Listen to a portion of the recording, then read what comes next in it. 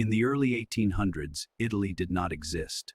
There was no united nation, no single king, no shared flag flying over one capital. Instead, the Italian peninsula was a fractured mosaic of kingdoms, duchies, and foreign-controlled territories. The north was dominated by the powerful Austrian Empire. The south was ruled by the Bourbon monarchy. The center belonged to the Pope. And the dream of Italy, a united homeland, lived only in poetry and whispers.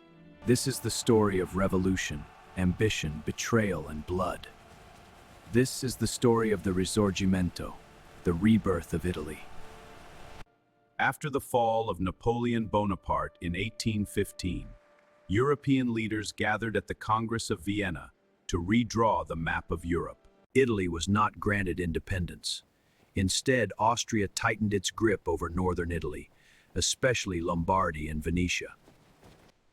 The Papal States remained under the authority of Pope Pius IX, and southern Italy was ruled by the Kingdom of the Two Sicilies.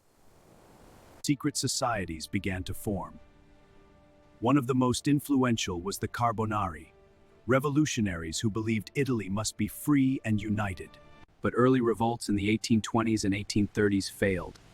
Austria crushed uprisings with ruthless efficiency. Yet the idea refused to die. In 1831, a passionate young nationalist named Giuseppe Mazzini founded a movement called Young Italy. His message was radical. Italy should not just be united, it should be a republic. He wrote, "God and the people." Mazzini believed that unity was a moral duty. He inspired thousands, especially students and intellectuals. But inspiration alone could not defeat Austrian armies. Italy needed more than dreamers.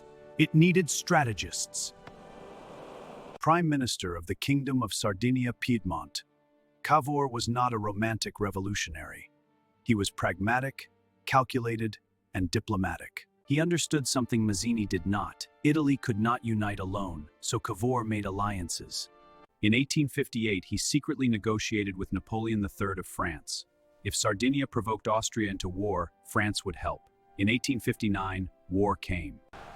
Sardinia and France defeated Austria at key battles, and northern territories began to join Sardinia through referendums.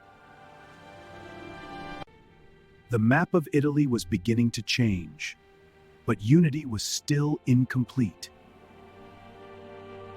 While politicians maneuvered in the north, a soldier prepared in the shadows.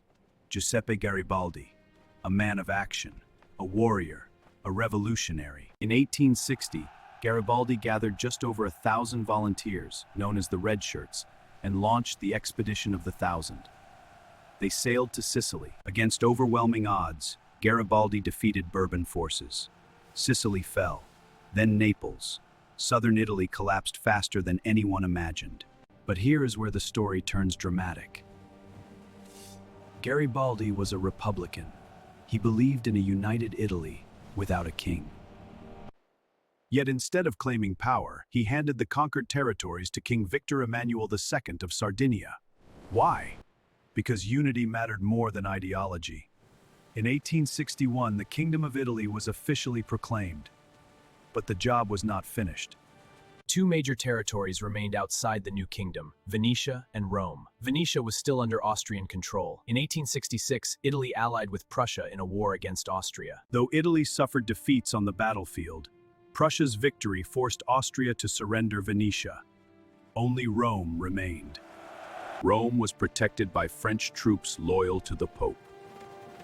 Italy could not risk war with France. But history intervened. In 1870, France was defeated in the Franco-Prussian War. French troops withdrew from Rome. Italian forces marched in. The Papal States fell. Rome became the capital of Italy. The dream was complete. But unity did not bring immediate peace. The north was industrial and wealthier. The south was poorer and agrarian. Brigandage and rebellion erupted in southern regions. Even the Pope refused to recognize the new kingdom for decades. Italy was united, but divided within. The unification of Italy reshaped Europe. It weakened Austria. It inspired nationalism across the continent. It paved the way for a new balance of power. But it also sowed seeds of regional tension that would last generations. The Risorgimento was not a simple story of heroes. It was a collision of visionaries and pragmatists, of diplomacy and revolution, of sacrifice and ambition. Italy was not born in a single battle. It was forged, piece by piece, through decades of struggle. In 1815, Italy was an idea. By 1870, it was a nation. The dream of Mazzini, the strategy of Cavour, the sword of Garibaldi, the crown of Victor Emmanuel II. Together, they reshaped history, and from the ashes of division, a new Italy rose. Thanks for watching. If you enjoyed this video, please like this video and subscribe to this channel for more videos like this.